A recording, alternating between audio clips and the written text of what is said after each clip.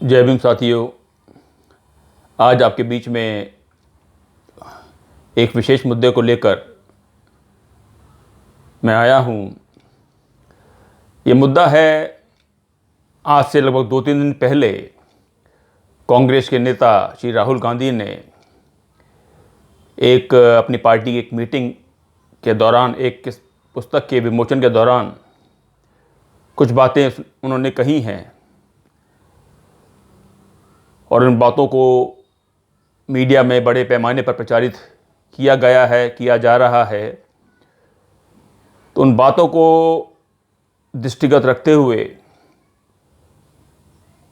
मैं आपके सामने इनका विश्लेषण करना चाहता हूँ कि इन बातों में कितनी सच्चाई है या कितनी झूठ की मिलावट है, कितनी ईमानदारी है या कितनी बेईमानी है।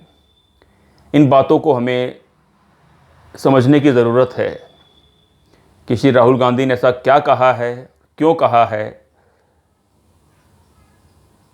उनके क्या राजनीतिक उद्देश्य हैं। इन सब बातों को मैं बहुत संक्षेप में आपके बीच में रखने की कोशिश करता हूँ। ये मामला है किस पुस्तक के विमोचन का, जिसका नाम है द दलित ट्रुथ, जिसका विमोचन श्री राहुल गांधी ने किया। उनकी पार्टी के एक दलित नेता हैं, उन्होंने किताब लिखी है और इस किताब के विमोचन के समय में श्री राहुल गांधी ने ये कहा, जो कि मीडिया में प्रचारित किया गया है, उनका वीडियो भी मैंने देखा है। 2-3 बातें उन्होंने जो मुख्य तौर पर बोली हैं, उन्होंने कहा कि जो अभी चुनाव उत्तर प्रदेश विधानसभा के ख़त्म हुए हैं, उन्होंने बोला कि मायावती जी को हमने फ़ोन किया एक गठबंधन के लिए, उत्तर प्रदेश के विधानसभा चुनाव के गठबंधन के लिए हमने फ़ोन किया, लेकिन उनकी तरफ से कोई हमें जवाब नहीं मिला, कोई सकारात्मक जवाब नहीं मिला। और राहुल गांधी का कहना है कि ये सीबीआई और ईडी का जो दबाव है मायावती के ऊपर, इस कारण वो डरी हुई हैं। जो केंद्र सरकार है, बीजेपी की सरकार है, उसके कारण उनको दबाया गया है। इस कारण उन्होंने कांग्रेस की जो ये पहल थी, उसकी तरफ कोई सकारात्मक जवाब नहीं दिया। उनका ये भी कहना है, श्री राहुल गांधी का ये भी कहना है कि हमने मायावती को मुख्यमंत्री बनाने की पेशकश भी की इस गठबंधन के तहत, लेकिन इसके बावजूद उनकी तरफ से कोई जवाब नहीं मिला। अब ये जो बात उन्होंने बोली है, इसको सही ढंग से समझने की ज़रूरत है। हालांकि एक बयान मायावती का एक अध कचरा सा, अधपका सा एक बयान आया है, जिसका कोई सर पैर नहीं है, लेकिन मैं समझ सकता हूँ वो बयान मायावती ने क्यों दिया। लेकिन यहाँ पर जो हमारा फोकस है वो श्री राहुल गांधी का जो बयान है उसको लेकर है, उनका जो भाषण है उसको लेकर है। मैं श्री राहुल गांधी को याद दिलाना चाहता हूँ, शायद वो भूल गए हैं या भूलना चाहते हैं, कि जो आरोप वो मायावती पर या मोदी सरकार पर लगा रहे हैं, हालांकि वो सच आरोप है, सच बात है कि केंद्र की सरकार जो वर्तमान में मोदी सरकार है, उसने पूरा शिकंजा मायावती के ऊपर कसा हुआ है।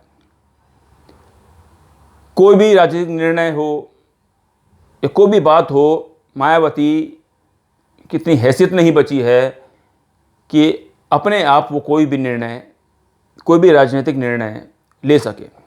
ये बात सही है और 2014 से लेकर आज 2022 8 साल हो चुके हैं, ये प्रक्रिया जारी है।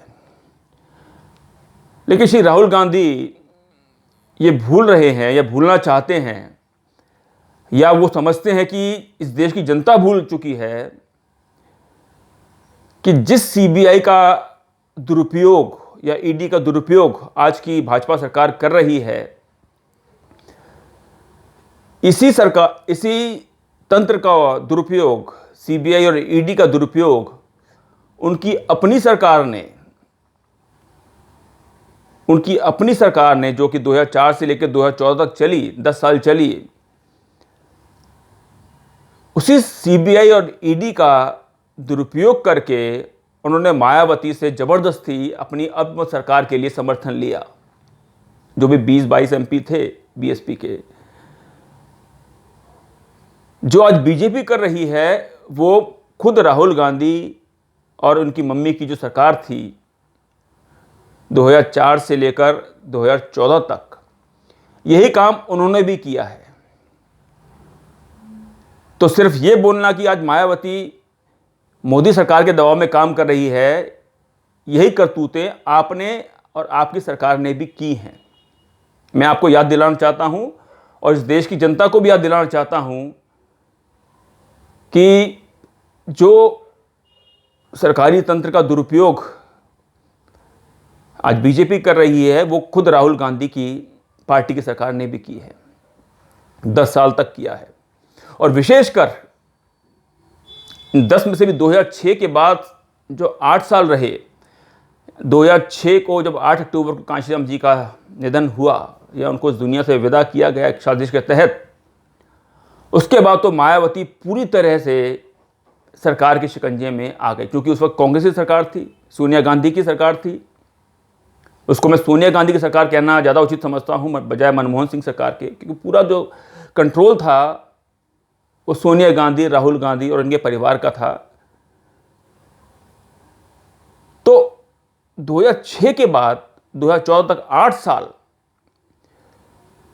कांग्रेस की सरकार ने, सोनिया गांधी ने, राहुल गांधी ने मायावती की गर्दन दबोचकर सीबीआई और ईडी के थ्रू जो मनमाने फैसले करवाने थे वो करवाए। और इसी का नतीजा हुआ, मैं लोगों को, अपने समाज के लोगों को याद दिलाना चाहता हूं, विशेष तौर पर दलित पिछड़े वर्ग के लोगों को याद दिलाना चाहता हूं कि 2009 के बाद, विशेष तौर पर 2009 के बाद जब यूपीए 2 की सरकार आई, 2014 तक 5 साल के अंदर इतने अधिक कानून केंद्र की सरकार द्वारा, कांग्रेस की सरकार द्वारा पास कराए गए, चाहे वो शिक्षा से संबंधित हो, चाहे वो रोजगार या आरक्षण से संबंधित हो, चाहे वो निजीकरण से संबंधित हो, ये सारे काम कांग्रेस की तत्कालीन सरकार ने मायावती की गर्दन दबोचकर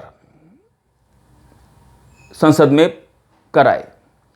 आपको याद होगा कि यूपीए 1 और यूपीए 2 कांग्रेस की अल्पमत सरकारें थी। लोकसभा में और विशेषकर राज्यसभा के अंदर बीएसपी के बिना उनका बहुमत पूरा नहीं होता था। तो ये सीबीआई और ईडी का जो खेल राहुल गांधी जी दलितों की सहानुभूति या दलितों का समर्थन लेने के लिए ये जो नाटक कर रहे हैं, जो ड्रामा कर रहे हैं, मैं उनको याद दिलाना चाहता हूं कि आपने जो किया वही मोदी आज कर रहे हैं। तो आप और मोदी में कोई ज़्यादा फर्क नहीं है, ऐसा मेरा मानना है, और मैं जानता हूं कि पूरे देश की जनता भी इस बात को जानती है। तो इस तरह घड़ियाली आंसू बहाने का आपको कोई अधिकार नहीं है। एक बात, अब एक इन्होंने जो राहुल गांधी जी ने बोला कि भाई हम मायावती जी को मुख्यमंत्री का पद ऑफर करके गठबंधन करना चाहते थे, सुनकर मुझे बड़ी हंसी आई। आपकी पार्टी, कांग्रेस पार्टी, उत्तर प्रदेश में 2.5% वोट प्राप्त हुए उसे, मायावती को 13% वोट प्राप्त हुए, कुल मिला के 15%। मान लीजिए आपका गठबंधन हो जाता तो 16-17% हो जाते, 18% हो जाते। अब 18% से कौन सी सरकार बन रही है, किसकी सरकार बन रही है? आपको कहाँ गलतफहमी हो गई कि आप 2.5% वाले 13% वाली मायावती को मुख्यमंत्री बना देते हैं। मायावती का जितना दुरुपयोग, जो मायावती ने जो गलत काम किए हैं, उसमें कांग्रेस पार्टी का जो सहयोग रहा है या दबाव रहा है, ये किसी से छुपा नहीं है। इस बात को मैं पिछले 10 सालों में बड़े पैमाने पर देश की जनता के सामने ला चुका हूँ, उसको दोहराने की अभी ज़रूरत नहीं है। लेकिन फिर भी मुख्तसर तौर पर संक्षेप में यही कहना चाहता हूँ कि जो कांग्रेस उत्तर प्रदेश में जो उसकी ज़मीन खो चुकी है, जो 2.5% वोट पर आ चुकी है, दोबारा दलित समाज के बीच में अपनी छवि बनाने के लिए, उनको गुमराह करने के लिए कि हम कितने दलित हितैषी हैं, हम कितने मायावती के हित चाहते हैं, हम कितना दलितों का हित चाहते हैं। ये जो नाटक जो राहुल गांधी जी कर रहे हैं, ये नाटक अब चलने वाला नहीं है। राहुल गांधी जी, इस बात को आप ध्यान रख लीजिए, दिमाग में रख लीजिए। एक और बात जो कि श्री राहुल गांधी जी ने बोली, वो अपना भाषण देते देते, क्योंकि दलितों की बात हो तो कांशीराम जी के नाम का उल्लेख ना किया जाए तो बात अधूरी सी लगती है। तो अपने भाषण में वो बोले, कांशीराम जी का नाम लेते हुए, मैं उनकी बड़ी रिस्पेक्ट करता हूँ, कांशीराम जी की बड़ी रिस्पेक्ट करता हूँ। और कांशीराम जी ने यूपी में दलितों को जगाने के लिए एक बहुत बड़ा काम किया। ये उनके शब्द हैं राहुल गांधी जी के, कि कांशीराम जी ने यूपी के दलितों को जगाने के लिए बहुत बड़ा काम किया। अभी सुनकर मुझे बड़ी हंसी भी आई और गुस्सा भी आया। राहुल गांधी जी, आपको थोड़ी समझ होनी चाहिए। कांशीराम जी, जिन्होंने इस देश की अकेले अपने बलबूते पर तीसरे नंबर की राष्ट्रीय पार्टी बीएसपी को बनाया था, जब आप बहुत छोटे से थे, शायद आपको ध्यान ना हो, लेकिन मैं आपको याद दिलाना चाहता हूँ। एक व्यक्ति ने अपने बलबूते पर लोगों को तैयार कर कर देश की तीसरे नंबर की राष्ट्रीय पार्टी बनाई। उनको आप बता रहे हैं कि यूपी के दलितों के नेता थे, यूपी के दलितों को जगाया।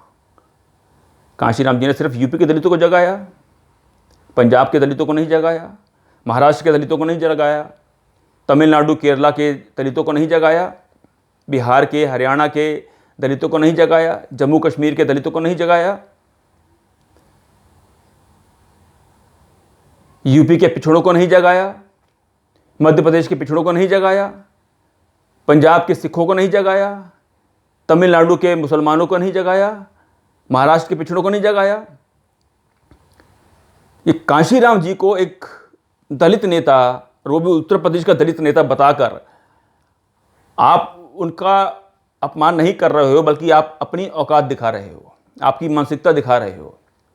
ये कांशीराम जी उत्तर प्रदेश के दलितों के नेता थे, और ये राहुल गांधी, ये राष्ट्रीय नेता है, इसकी मम्मी राष्ट्रीय नेता है, इसकी बहन राष्ट्रीय नेता है, इसका पूरा कुनबा राष्ट्रीय नेता पैदा होता है। और कांशीराम जी दलितों के नेता थे, वो भी यूपी के दलितों के नेता। तो ये जो मनुवादी सोच राहुल गांधी और उनके खानदान में जो घुसी हुई है, उसकी मैं तीव्र निंदा करता हूँ, भर्त्सना करता हूँ, और राहुल गांधी को बताना चाहता हूँ और याद दिलाना चाहता हूँ कि आज उत्तर प्रदेश में तुम्हारी पार्टी 2.5% पर आ गई है, अगले चुनाव में शायद 1% तक ही आ जाए। तो अपना मुंह खोलते समय, चाहे आप सार्वजनिक तौर पर बोले, कहीं भी बोले, अपने पार्टी के मंच पे बोलें, आपको ये ध्यान रखना चाहिए कि मैं किसके बारे में बोल रहा हूँ, क्या बोल रहा हूँ, उसमें कितनी सच्चाई है। तो ये मेरी आपको सलाह है, क्योंकि आप बहुत 10-20 साल से संघर्ष कर रहे हैं, कुछ आपका बन नहीं पा रहा है। तो मैं आपको एक सलाह देना चाहता हूँ कि अपना मुंह खोलते समय थोड़ा अपने कुछ दिमाग का भी इस्तेमाल किया करें। कांशीराम जी जैसी बड़ी शख्सियत के लिए, महान शख्सियत के लिए, जो कि देश के 85% करोड़ों, 100 करोड़ बहुजन समाज के लोगों के मसीहा थे, इस देश के लिए उन्होंने इतना बड़ा काम किया, कुर्बानी की, उनको एक प्रदेश का एक छोटे से वर्ग का नेता बताकर आप उनका अपमान नहीं कर रहे, आप पूरे दलित समाज का अपमान कर रहे हो, पूरे बहुजन समाज का अपमान कर रहे हो। इसलिए आपको ये ज़रूरत है कि थोड़ा कुछ भाषण देने से पहले थोड़ा तैयारी कर कर आएँ, कुछ समझदार लोगों से बातचीत कर कर आएँ, ताकि आपको पता चल सके कि मुझे क्या बोलना है। तो ये जो बातें आपने जो बोली हैं अपने भाषण में, कि हम मायावती को मुख्यमंत्री बनाना चाहते थे, मायावती का तो जो बनना था बन गया, सबने, देश ने देख लिया जो मायावती ने काम किए, उसका नतीजा मायावती को 10 मार्च 2022 को देखने को मिल गया। खैर, वो हमारा अपना पार्टी का मामला है, हमारे अपने आंदोलन का मामला है, उसको हम निपट लेंगे। लेकिन आपको मैं सलाह देना चाहता हूँ, राहुल गांधी जी और आपके पार्टी के नेताओं को, कि अपनी बात रखते समय आप किसी मुद्दे पर बोलें तो बोलते समय थोड़ा सा अपनी जानकारी को पूरा कर कर आएँ। और कांशीराम जी का इस तरह जो अपमान आप कर रहे हैं, इस देश का दलित समाज, पिछड़ा समाज, बहुजन समाज कभी स्वीकार नहीं करेगा। तो जो दलित ट्रुथ नाम से जो आप ये फर्जीवाड़ा फैला रहे हैं आपकी पार्टी के लोग, मैंने किताब नहीं पढ़ी है, मैं नहीं जानता किताब में क्या लिखा है, लेकिन आप दलित के नाम पर जो अनट्रुथ फैला रहे हैं उसका मैं खंडन करता हूं, उसकी मैं भर्त्सना करता हूं। और मैं उम्मीद करता हूं कि भविष्य में आप अपनी बातों को लेके बोलते समय थोड़ा सचेत रहेंगे, थोड़ा सावधान रहेंगे, थोड़ी अच्छी तैयारी के साथ बोलेंगे। ये मेरी आपको सलाह है। बाकी जो बातें मैं अपने समाज के लोगों से बोलना चाहता था वो मैंने बोल दी हैं। कि मायावती ने जो इस पार्टी का सत्यानाश किया है, जो बर्बादी की है, वो एक जग जाहिर है। आज पूरे देश में इस बात को लेकर मायावती के खिलाफ बहुत बड़ा गुस्सा है, लोग उनके खिलाफ खड़े हो रहे हैं और आने वाले समय में एक बड़ा विशाल विकराल रूप धारण करेगा। और मायावती का जो होना है भविष्य तय करेगा, बहुजन समाज तय करेगा। तो खैर ये बातें मुझे आपके बीच में रखनी थी। और मैं उम्मीद करता हूं कि कांग्रेस के लोग, कांग्रेस के नेता अपने इन छोटे भैया नेता जो हैं इनको थोड़ा सा सबक देंगे, थोड़ा सिखाएंगे, ताकि भविष्य में ऐसी गलती ना करें। धन्यवाद। जय भीम।